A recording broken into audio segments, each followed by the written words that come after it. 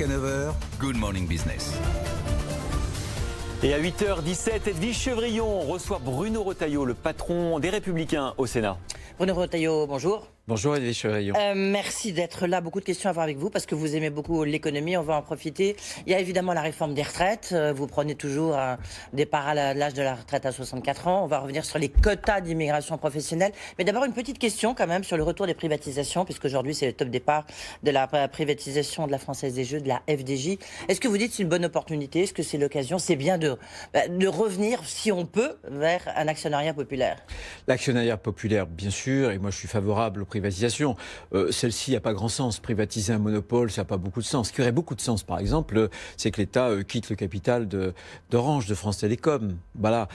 Ça, ce sont des vraies privatisations. Privatiser un monopole, ça n'a pas vraiment de sens au niveau économique. Maintenant, pour les petits porteurs, c'est évidemment une opportunité. Je regrette aussi que cet argent serve très peu, finalement, au désendettement de la France. Voilà. Oui, mais justement, c'est fait au contraire pour porter un fonds qui doit investir.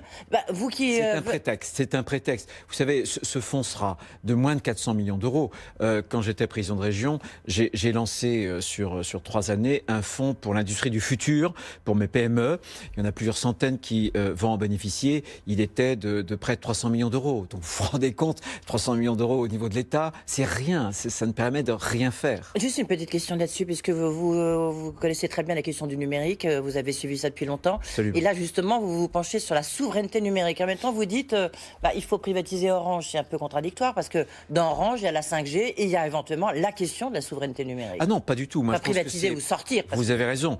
Mais non, c'est très différent. Moi, je pense que l'ère numérique aujourd'hui, vous savez que Internet est né comme une promesse libérale libertaire. Or, les stratégies de puissance des États, désormais, se déploient dans l'espace numérique. Oui. Et ce que moi, je préconise, c'est une question de la souveraineté numérique. C'est par exemple, sur les données, je suis favorable, comme Gaspard Koenig, à la patrimonialisation des données personnelles. Je pense qu'il faut un cloud public. Je pense qu'il faut une agence de régulation de l'IA. On n'ira jamais jusqu'au code source, mais on peut, comme la DGCCRF, pour un certain nombre de produits, voir les conséquences de l'IA, voir sa loyauté, sa transparence. On peut aussi faire comme les Britanniques qui ont créé la 77e brigade pour lutter contre la cybercriminalité et notamment sur les attaques contre la démocratie. Il y a plein de choses à faire et il faut le faire, la France, et aussi avec d'autres partenaires européens. On parle d'immigration, de quotas d'immigration professionnelle avec Édouard Philippe qui a donc présenté son plan en disant qu'il veut reprendre le contrôle de l'immigration. Nous, on va rester sur le quota immigration professionnelle. Les Français, ils sont assez favorables puisqu'il y en a à peu près 6 sur 10 qui disent que c'est plutôt une bonne idée. Vous êtes a priori opposé. Pourquoi ? Je ne suis pas opposé. Pendant la présidentielle, nous avions à l'époque... Oui, c'est un peu contradictoire. Oui. Nous avions proposé en fait des plafonds pour les métiers, pour la professionnelle, mais aussi, par exemple, pour le regroupement familial. Mais ça n'était pas des quotas d'ouverture, c'était des plafonds. Qu'il y ait un certain nombre de très diplômés qui souhaitent entrer en France, parce qu'on a, nous, des besoins, bien sûr. Mais je vous ferai remarquer que le taux de chômage des étrangers en France, il est le double des nationaux. Quand on est un pays de chômage de masse, il faut d'abord former nos nationaux pour qu'ils accèdent au travail. Mais bien sûr, mais enfin, vous savez bien qu'il y a un plan de formation très important qui a été mis en place, le PIC, comme vous dites. Enfin, justement, je voulais éviter ce genre d'acronyme. Mais la question, c'est que ça prend du temps. Donc, en attendant, on a besoin. C'est vrai qu'il y a des filières où il y a un manque de compétences. Mais ça ne marche pas parce que les immigrés qui viennent sur notre sol, en réalité, ce sont souvent ceux qui crèvent la faim, qui ne sont pas du tout formés dans leur pays. Vous avez suivi, est-ce que ce n'est pas de la mauvaise politique? Parce que vous avez bien suivi. Édouard Philippe, il a dit que ça sera par métier, par branche, région par région, et à partir de là, on fixera les quotas. Par exemple, que ce soit par exemple des ingénieurs, des informaticiens indiens, bien sûr, moi j'y vois aucun inconvénient. Mais vous verrez, ce sera marginal parce que le flux, ce sont des gens qui ne sont pas formés. Voilà. Et attention, par ailleurs, à ne pas aspirer les compétences des pays en voie de développement qui, eux aussi, en ont besoin. Ce que je veux simplement dire, je vais me contenter de parler au niveau des quotas professionnels. L'objectif d'Édouard Philippe, c'est de reprendre le contrôle. Permettez-moi de vous dire que dans un an, vous et moi, nous constaterons que la reprise du contrôle de l'immigration massive en France n'a pas du tout été reprise. C'est pour moi une évidence. Pourquoi ? Pour 3 raisons. D'abord, on ne fait rien sur le regroupement familial. Oui. La Suède, l'Allemagne l'ont fait. Et on a fait l'inverse. On a ouvert avec la loi de Gérard Collomb d'il y a un an. Deuxième chose, sur le droit d'asile, on ne fait rien de plus de ce qu'a fait l'Allemagne et beaucoup d'autres pays. Et l'immigration pour les soins, l'AME, dans quelques semaines, le Sénat proposera à nouveau de transformer l'AME en aide médicale d'urgence. Le gouvernement refusera. Donc tant qu'on ne traite pas les causes, eh bien, on aura une immigration massive. Le fait d'ouvrir via des quotas d'immigration professionnelle, vous pensez que c'est une fausse piste en fait? C'est un faux-né. Je pense que c'est un faux-né. Exact. Je pense que c'est le miroir aux alouettes. Ouais. Je pense que c'est le miroir aux alouettes qui cache en réalité une logique de fausse fermeté. Voilà. C'est Epsilon. D'abord, l'émigration professionnelle, c'est 12%. Et malheureusement, ce ne sont pas ceux qui toquent... 33 000 à peu près sur 200 000. Absolument. Ouais. Sur 255 000 titres de séjour accordés pour 2018. Mais malheureusement, ceux qui veulent venir en France... ce sont des non-diplômés, malheureusement. L'autre grand sujet, évidemment, c'est la réforme des retraites. Est-ce que vous redoutez cette journée du 5 décembre qu'on brandit un peu comme un totem, peut-être à tort, hein, justement? Est-ce que vous sentez une colère qui gronde? Bien sûr, le 5 décembre c'est demain, mais dès aujourd'hui on a beaucoup de difficultés à prendre le train. C'est incroyable, la France est à nouveau prise en otage, c'est scandaleux. Voilà. Donc la réforme des retraites, le problème est qu'elle est profondément anxiogène, parce qu'on en parle depuis 2 ans. Et on ne sait plus où on en est. Oui, mais en même temps, on ne peut pas faire ça d'un claquement de doigts. Ça engage sur le long terme. Non, Ça engage sans doute sur le long terme. Mais à un moment donné, bien sûr qu'il y a le temps de la concertation. Mais ça fait 2 ans que Jean-Paul Delevoye concerte. Il faut désormais dire où on va. Emmanuel Macron souffle le chaud et le froid. La dernière trouvaille, c'était la fameuse clause grand-père, voilà, qui repousserait dans 40 ans, à 2060. Oui, mais le patron, c'est pas Jean-Paul Delevoye, il est simplement un commissaire pour les retraites. C'est Monsieur Macron. Donc le problème, c'est qu'aujourd'hui, il y a une tension parce que la politique d'Emmanuel Macron sur les retraites, elle est anxiogène.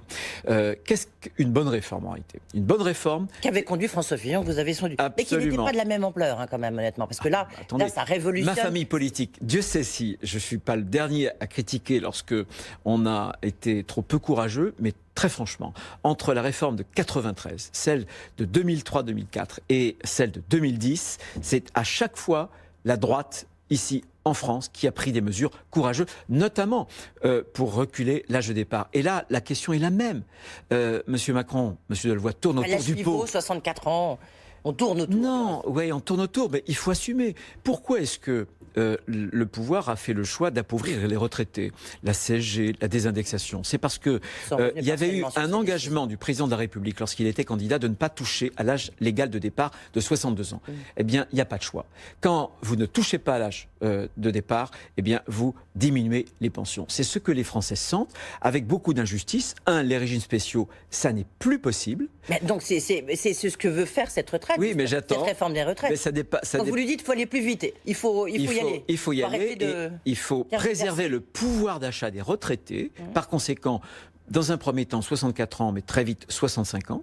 On n'y coupera pas. Il faut dire aux Français que quand Mitterrand a fait cette réforme, 65 ans à 60 ans, l'espérance de vie était de 74 ans. Aujourd'hui, elle est de 83 ans. Il ne faut pas avoir fait les grandes écoles pour voir qu'avec la baisse de la démographie et des natalités en France, on va avoir un souci. Oui, on peut dire ça aussi à la droite, hein, si je peux me permettre. Non. Mais en même temps, on voit bien, regardez, les Français sont opposés à ça. Ou à ce moment-là, vous remettez tout le monde dans la rue. Et du reste, c'est peut-être... Ils sont opposés à quoi, les Français? Au fait de décaler le départ. Mais il faut leur dire. Moi, je pense que les Français, ils ont beaucoup de bon sens. Si vous dites aux Français, écoutez, il n'y a pas d'autre choix, puisque nos entreprises subissent les prélèvements les plus lourds d'Europe. Donc on ne va pas augmenter les cotisations, c'est une évidence. Donc le choix qu'on a, c'est un départ repoussé, 64-65 ans, et on maintient justement le pouvoir d'achat des retraités et on augmente les petites retraites. Les Français n'entendent pas. En plus, c'est la question de la pénibilité, il y a la question des carrières longues. Mais bien sûr, mais que c'est un exercice extrêmement compliqué. Edwige Chevrillon, repousser d'1 an le départ, l'âge légal, c'est 10 milliards d'économies. Eh bien, quand on fait 10 milliards d'économies, ça nous permet d'en redistribuer une partie pour augmenter les petites retraites et pour tenir compte des longues carrières. Les longues carrières, vous vous souvenez, c'est la droite qui l'a fait, ce dispositif. Donc moi, je pense que les Français, ils ont beaucoup de bon sens. Et il faut mettre sur la table les vrais choix. Comme en plus, on est en train de détricoter, depuis François Hollande, la politique familiale. On va le faire aussi...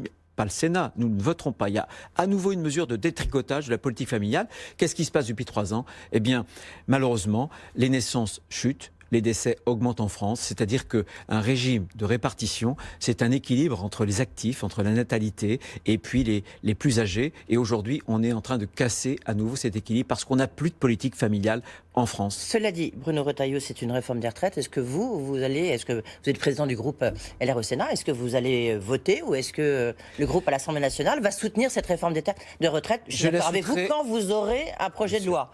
Je la soutiendrai. 1, si elle garantit le pouvoir d'achat des retraités. 2, si elle est juste, c'est-à-dire plus de régimes spéciaux, juste aussi pour les femmes. Aujourd'hui, M. Delvoye prévoit que pour la pension de réversion pour les veuves, on recule de 7 ans. On passe de 55 à 62 ans. Il prévoit aussi que les femmes perdent un certain nombre d'avantages. Par exemple, les 8 trimestres. Or, vous savez qu'une femme a à peu près 40% de moins de niveau de retraite parce que son parcours professionnel a été heurté. Donc, si 1, on a le pouvoir d'achat garanti pour les retraités. 2, si elle est juste. Et si 3, elle est robuste, c'est-à-dire qu'elle est finançable parce que dès cette année, on est dans le rouge. Qu'est-ce que Emmanuel Macron et Édouard Philippe vont faire avant 2022 pour rééquilibrer les comptes qui ne sont plus à l'équilibre? Il va appliquer la loi Touraine. Merci beaucoup Bruno Retailleau. Donc quand même peut-être une ouverture en tous les cas sur le vote de la réforme des retraites. Merci beaucoup d'avoir été avec nous. Bruno Retailleau, le président du groupe LR au Sénat, était notre invité. C'est à vous Christophe. Merci Edwige. On vous retrouve à midi et puis ce soir pour la cérémonie des BFM Awards. Tout de suite le journal de l'économie avec Faiza Gareliounsi.